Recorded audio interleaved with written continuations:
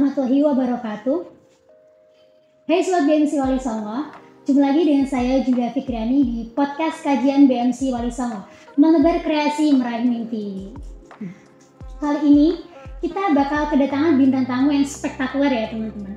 Beliau ini adalah Mas Diki Iskandar Zulkarnain Ais. Beliau merupakan salah satu alumni UIN Wali Songo yang mendapatkan bidik misi, dan sekarang ini beliau mendapatkan beasiswa LPDP dalam negeri. Mari kita sapa beliau ya. Selamat pagi Mas Diki. Selamat pagi. Ya. Bagaimana kabarnya? Ya, baik-baik aja sih. Agak lemes dikit puasa ya kan. Ya. Semoga sehat selalu ya Mas. Ya. Nah, di sini kita bakal berbicara lebih lanjut. Kita bakal berbagi cerita inspiratif mengenai perjuangan beliau untuk mendapatkan beasiswa LPDP dalam negeri ini. Nah, bagi teman-teman yang penasaran, apa sih kisah inspiratif beliau untuk mendapatkan beasiswa LPDP dalam negeri ini? Simak video ini lebih lanjut ya, teman-teman. Nah, Mas Diki, kalau boleh tahu, apa sih kesibukan saat ini saat jadi mahasiswa di LPDP? Di LPDP ya tadi. Kalau di LPDP ya sekarang sih masih mungkin ngejar riset ya. Jadi di Undip itu ada syarat publikasi. Jadi dia harus bikin riset di luar tesis itu. Syarat publikasi itu nanti minimal standarnya untuk jurnal nasional Sinta 32 lah. Nah, ngejar riset dulu buat nanti syarat publikasi. Jadi rencananya sih sekarang nanti risetnya beres, habis riset beres tuh langsung ke tesis gitu. Aku tuh tipikal orang yang nggak bisa multitasking.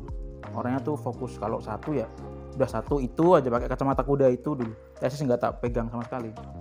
Saya nggak bisa kayak ini tesis ini sambil riset bareng-barengan, aku nggak bisa. Tipikalnya yang fokus. Oke. Jadi Mas Diki ini merupakan mahasiswa alumni UIN Songo, dulunya di Prodi Perbankan Syariah, dan saat ini ya Masya Allah teman-teman, beliau menempuh pendidikan S2 di Undip. Prodi apa Mas? Magister Ilmu Ekonomi. Ya, Magister Ilmu Ekonomi. Bisa dilanjutin ya mengenai pertanyaan mengenai cerita inspiratif alumni bidik misi peraih beasiswa LPDP dalam negeri. Yang pertama, jenis organisasi yang diikuti selama kuliah di UIN Wali Songo tuh apa aja ya Mas? Kalau organisasi aku intra ekstra ikut semua ya. Intra tuh di BMC termasuk BMC ekstra ya. Intra tuh ya kayak apa HMJ, terakhir tuh saya di Senat Mahasiswa. Aktivis banget ya Madu? Kalau aktivis sih ya aktif, cuman kayak nggak banget juga sih. Ekstranya sih cuman PMI doang sama ya. Kalau intra tadi selain itu ada KSPM, studi pasar modal, aku ikut juga. Kemudian koin musik aku ikut. Kemudian kalau ekstranya aku PMI, tapi nggak nyampe komisariat sih, cuma sampai rayon. Meskipun ikut organisasi tapi tetap jalan ya kuliahnya? Jalan sih. Kadang aku juga masnya berpikir teman-teman itu kadang tuh untuk masalah organisasi dan kuliah tuh selalu dibenturkan ya enggak. Orang pasti ngomong ditakut-takutin, kamu kalau aktif nanti kuliahmu molor, nanti kamu kalau kebanyakan organisasi nanti nilaimu jelek. Wah, itu bullshit banget sih. Orang pasti ngomong, ngerasa bahwa pasti problemnya adalah waktu itu bukan problem sebenarnya. Waktu itu adalah sumber daya.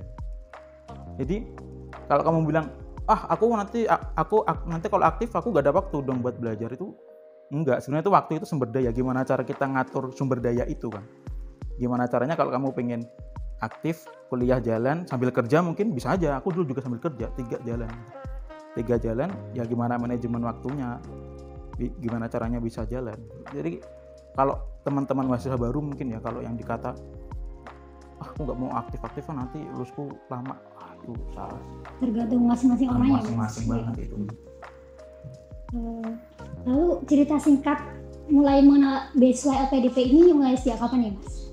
Cerita singkat mungkin aku ini ya, kenalnya tuh aku bersyukur sekali ya. Pertama aku bersyukur banget aku keterima bidik misi, bersyukur banget.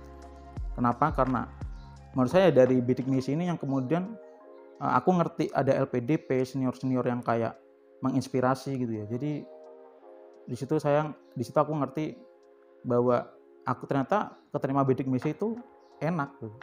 Ya emang enak duitnya ya. Cuma di luar itu jaringannya. Maksudnya teman-teman relasi, kemudian jadi aku tahu bidik misi juga dari senior dari teman sendiri gitu. Itu udah ada mahasiswa alumni dari dari dikit banget angkatanku yang LPDP 1 doang awalnya. Jadi dia lulus, jadi sama-sama bidik misi lulus, dia jadi the best graduate kan di syariah.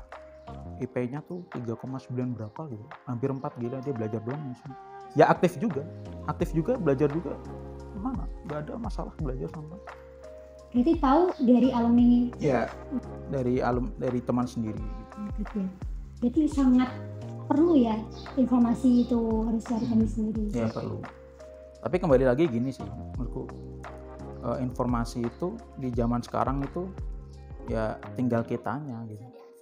Ya teman-teman tuh jangan, dalam artian tolong buka mata teman-teman melihat luar gitu. Jadi namanya medsos tuh juga nggak cuma dibuat nonton apalah konten-konten, scroll TikTok gak jelas. Medsos tuh bisa dipakai buat cari informasi gitu, buat apa namanya scholarship hunter, ikut komunitas atau apa gitu. Jadi di luar sana tuh banyak kesempatan.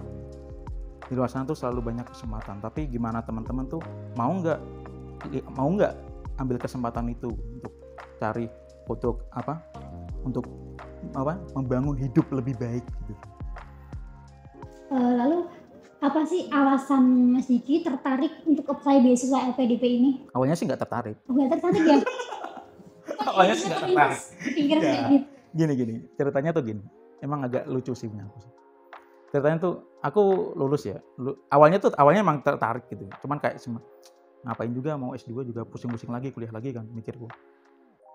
Alhamdulillah aku lulus, pengennya sih 3,5. Emang sebenarnya udah bisa 3,5. Cuman karena angkatan pertama perbankan syariah itu nggak dibolehin 3,5, nggak tahu kenapa.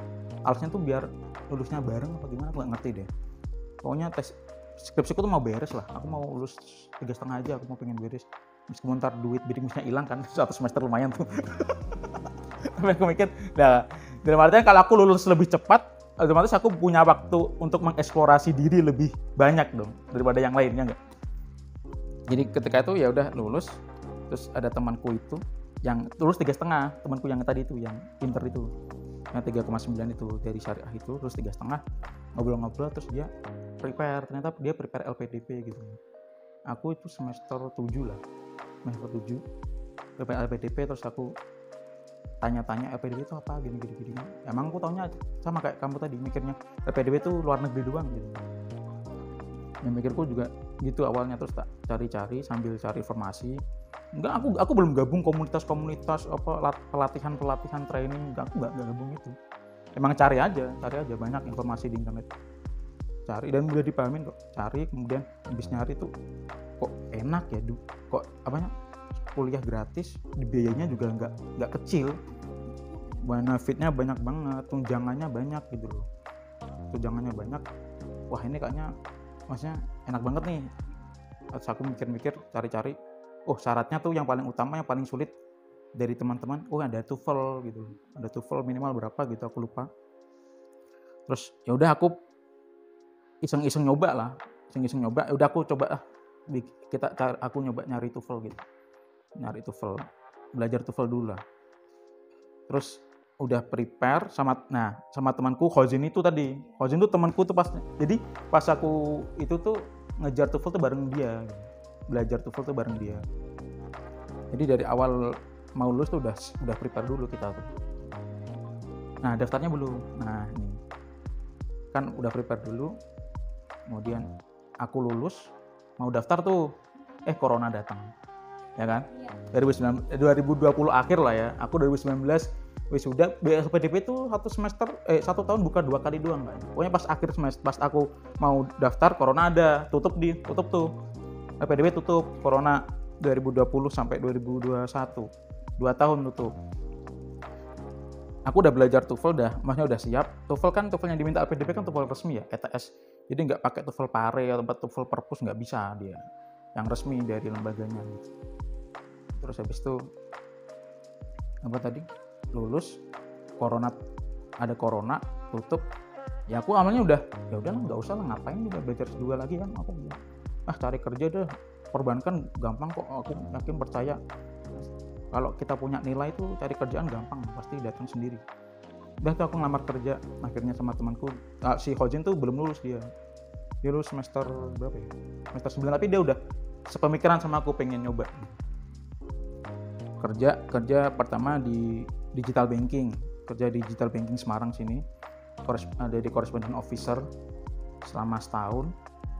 Ya di situ juga aku udah mikir ya udahlah, aku kerja kayak gini bisa hidup nyaman gitu, pekerjaan juga udah enak, aku nyaman, bisa ya nyukupi kebutuhan. Terus habis itu coba nyari pengalaman baru, dari situ setahun bosen, pindah lagi 2021 kerjaannya di PPIC, leader PPIC di furnitur bukan perusahaan furnitur lah, pabrik furnitur gitu, Exim. Nah ketika aku kerja di situ ada pengumuman LPDP buka. Iya pas itu, aduh sialan emang, kenapa waktunya nggak pas gitu. Langsung aku baru daftar, jadi aku nunda 2 tahun, aku nggak lulus langsung daftar, enggak, nunda 2 tahun. Cuman prepare-nya awalnya pas setelah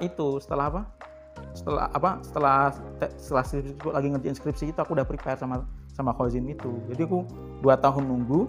Nah dan kocaknya lagi, jadi TOEFL itu kan batasnya kan maksimal kan 2 tahun berlakunya. Jadi pertama TOEFL-ku mau angus di akhir pembukaan itu, TOEFL-ku mau angus, itu kesempatan terakhirku untuk daftar LPDP. Yang kedua, di aturan yang lama, aku nggak ngerti yang baru, yang nanti cek aja sendiri. Aturan yang lama itu ada batas maksimum kelulusan. Jadi beasiswa afirmasi LPDP itu boleh bisa masuk kalau maksimal 2 tahun kelulusan. Jadi kan 2019 nih aku nih, 2020, 2021 mau angus dong. Aku daftar itu. Jadi itu last chance, kesempatanku terakhir. Ya tapi ya udah cobalah, barangkali keterima, ya udah keterima. Alhamdulillah. Terus kisah perjuangan untuk mendapatkan beasiswa LPDP ini yang paling diingat itu bagian apa? Yang paling diingat banyak sih ya. Soalnya aku kalau ngobrol sama teman-teman LPDP ya pasti kayak mereka tuh punya perjuangannya masing-masing. Dan aku ngerasa ya aku tuh nggak ada apa-apanya sama mereka. Mereka tuh gila. Jadi di LPDP tuh ada yang namanya PK, namanya tuh apa ya? Aku lupa, semacam angkatan lah. Program keberangkatan. Jadi kayak program keberangkatan untuk teman-teman yang mau kuliah di luar negeri maupun dalam negeri itu ada PK. Jadi semacam angkatan LPDP gitu. Jadi semacam angkatan LPDP se-Indonesia gitu, sampai Sabang sampai Merauke, yang mau kuliah luar dalam negeri jadiin satu. Nah, nama PK aku tuh Gavesa Nirwasita. Di situ kan ngobrol, ketemunya online sih. Cuman akhirnya ikut project sosial, jadi aku ketemu langsung. Ketemu online, programnya online, tapi kayak kita deket banget gitu. Aku ngobrol sama mereka dan aku ngerasa gila, aku nggak ada apa-apanya. Mereka tuh jenis-jenis. Ada juga temanku yang bikin, kalian pakai Mandiri nggak? Ada yang pakai Mandiri nggak? Nggak, BM Banking Mandiri. Nah, yang bikin Livin Mandiri itu anak LPDP juga. Ketama Awardi juga yang bikin Livin Mandiri. Aku, Mas, kerja di mana, Mas? Di Mandiri. Oh, Mandiri mana? Jakarta. Bagian apa, Mas? Ini, Mas, bagian digital banking. Spesifiknya apa, Mas? Itu yang bikin Livin. Anjir, gue langsung yang bikin Livin. Aku sampai, aduh. Terus ngobrol lagi sama yang lain gitu kan. Sama yang lain. Terus ngobrol-ngobrol sama yang lain juga. Mbak, kerja di mana, Mbak? Terus saya di BPS, Mas, Badan Pusat Statistik. Terus aku kan lihat CV-nya, kan kita kenalan tukeran CV gitu kan. Aku baca CV-nya, dia udah nulis buku, udah jadi penulis. Bukunya nggak 1, 3. Ngobrol yang lain juga gitu. Ada yang seorang bukan ilmuwan sih ya, penulis ilmiah tuh kayak periset gitu loh, ahli riset nuklir gitu. Nuklir gak main-main. Aku baca CV-nya tuh, aduh, jurnalnya tuh bisa dibalik lagi bisa lah, itu banyak banget. Lah aku siapa? Aku jadi kayak ngerasa ya bersyukur aja gitu. Alhamdulillah keterima, dikelilingi sama orang-orang yang wah jenius banget sih, gila sih. Emang luar orang-orang yang penerima LPDP itu emang luar biasa sih, itu no debat, keren banget emang mereka.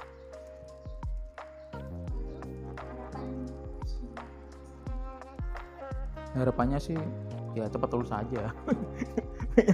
pengennya sih 4 semester tapi kayak agak gimana gitu. Sulit memang kalau di Undip ekonomi itu beda sama manajemen ya. Kurikulum ekonomi Undip itu agak dikit tapi muatannya itu berat banget gitu. Akhirnya aku kuliah tuh 1 semester cuma 9 SKS, cuman muatannya itu berat banget lah buat dipelajarin tuh susah, apalagi aku kan otomatis enggak 100% linear gitu. Jadi perbankan syariah ya ke ekonomi tuh udah beda banget. Jadi aku pun sebelum masuk aku belajar dulu. Beda, sama ekonomi beda banget. Aku nggak sampai belajar kayak gitu, tapi mereka belajarnya sampai mana. Jadi aku sebelum masuk Undip, aku beli buku ekonomi konvensional semua, mikro, makro, moneter semua, tak baca di pabrik. Jadi kan aku bagian PPIC kan. PPIC itu bagian planning, production, sama nyiapin kebutuhan untuk produksi. Jadi kalau dipunya kan furnitur metal, jadi aku mengestimasi kebutuhan produksi. Jadi nanti produksi apa, butuh barang apa, sama planningnya. Jadi nge-planning bulan ini mau kirim kemana, kan karena perusahaannya tuh ekspor, jadi kalau sekalinya salah fatal, nggak ikut kapal, mampus kita. Wah itu udah serem lah, kalau itu ngeri banget. Tapi pengalaman banget sih, aku malah belajar banyak di situ. Jadi aku beli buku dari awal LPDP baru buka, aku tuh udah langsung ngeprint semua. Aku nggak bisa belajar pakai laptop. Kalau teman-teman baca pakai laptop, aku nggak bisa. Aku harus pakai kertas. Nggak tahu kenapa. Enak aja kalau megang kertas tuh enak. Lebih tersimpan lama itu. Ya, nggak tahu dah. Aku pokoknya enak kertas, dicoret-coret enak. Aku nggak bisa pakai laptop. Jadi kertas latihan soal tak print semua. Jadi strateginya aku berangkat lebih cepat ya kan. Paling jam berapa gitu aku kerjain semua. Udah sekiranya beres, aku ke gudang. Kan ada CCTV tuh. Kalau aku kerjain di office, aku dimarahin manajer gua dong. Aku ke gudang. Di antara material-material itu, kalau di gudang atas tuh materialnya kayak rotan sama rotan tali gitu. Jadi kan ada furnitur yang dianyamkan tuh. Nah, aku di situ di antara rotan-rotan yang nggak kelihatan CCTV. Jadi teman-teman juga ada sih tempatnya buat nyantai gitu biar nggak kelihatan CCTV gitu. Jadi aku ke situ. Jadi tiap kali siang mau sorean gitu lah, aku belajar di situ. Dari latihan soal sebelum dapat LPDP aku belajar di situ. Sampai karena aku kan leader ya. Jadi di situ kan ada partnerku kerja ya. Partnerku kerja di gudang gitu. Ada helper, ada admin gitu. Jadi mereka tanya, "Mas, kowe lapo Mas? Sinau opo Mas?" Dia tanya-tanya gitu. Kok sampai ngotot men ngene. Ora aki aku pokoke meh sinau wae. Jadi mereka juga lihat-lihat gitu. Halnya aku tipikal leader yang nggak terlalu nge-push anak-anak gitu ya, anak buah ya. Jadi tipikal yang selama kerjaan lu beres, ya udah, aku nggak akan nuntut kamu lebih. Selama job desk lu beres, lu mau santai, lu mau istirahat, oke. Tapi selama aku butuh kamu, lu bisa ready gitu aja.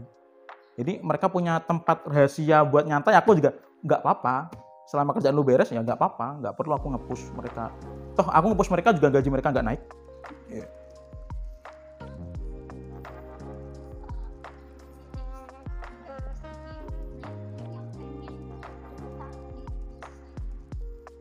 Tipsnya ya, aku nggak ada tips ini, tips rahasia nggak ada tips khusus tuh, aku nggak ada. Nah, yang paling penting ya menurutku ya dalam kita mau achieve sesuatu, achieve goal itu planning.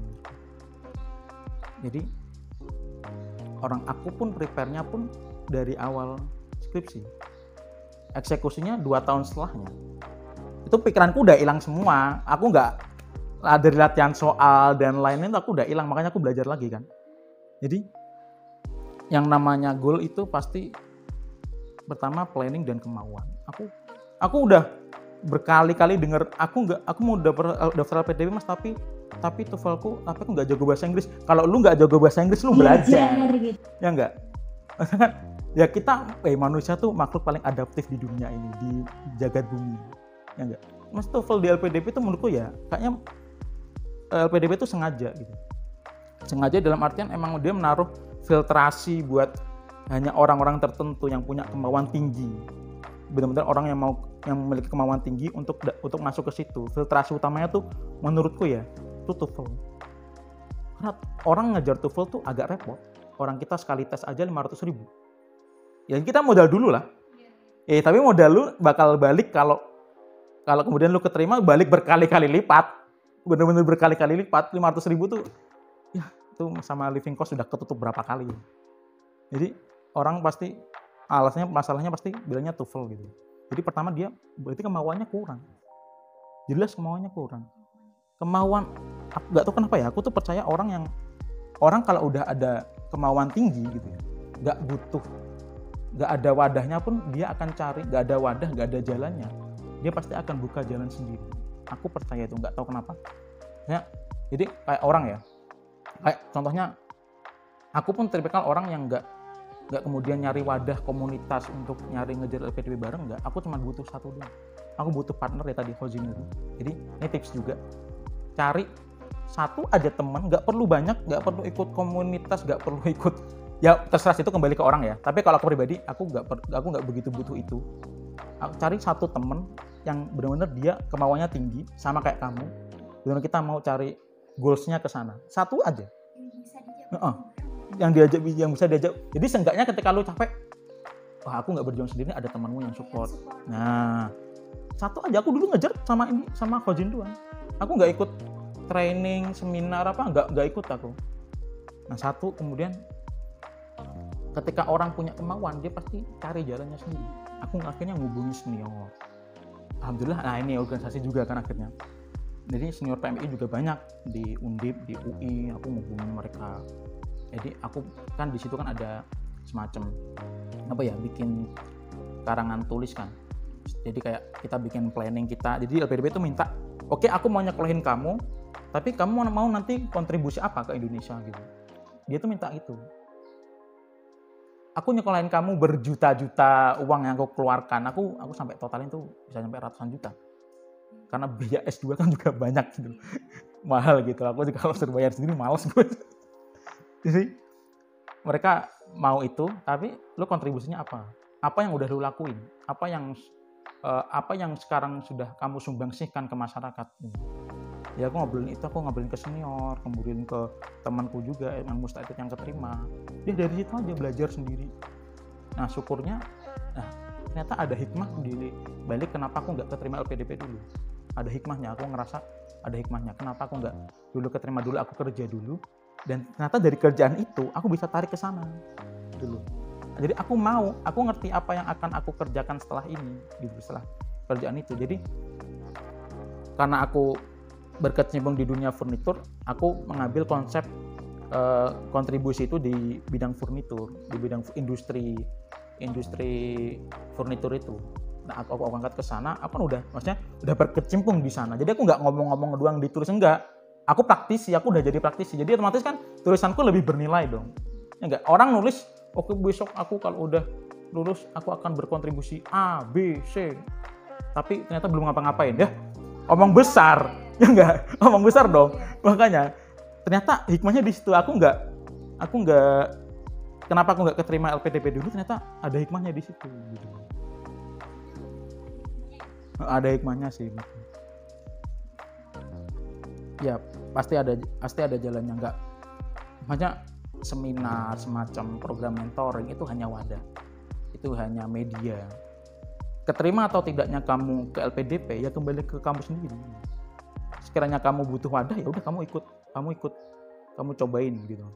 Sekiranya kamu ngerasa nggak, kayaknya aku bisa deh, kayaknya selama aku punya senior, punya ini, aku bisa dari situ udah bisa cari jalan sendiri. Orang kalau udah punya kemauan tuh pasti buka jalan sendiri. Kesimpulan yang bisa saya ambil dari podcast kali ini adalah jangan pernah untuk menyerah dan terus berusaha pada apa yang kita pengenin gitu ya Mas. Jangan pernah menyerah. Kemauan sih yang paling penting. sama planning ya. Nah, bagi teman-teman yang tertarik dengan info beasiswa LPDP ini bisa melihat langsung ya di seminar beasiswa bidik misi UIN Wali Songo di BMC Wali Songo yang akan diadakan secara offline. Bulannya nanti pantau aja ya informasi selanjutnya gitu. Oke, terima kasih atas waktunya ya Mas Diki. Saya Julia Fikriani pamit undur diri pada podcast kali ini. Apabila ada kesalahan, saya mohon maaf. Terima kasih atas perhatiannya. Wassalamualaikum warahmatullahi wabarakatuh.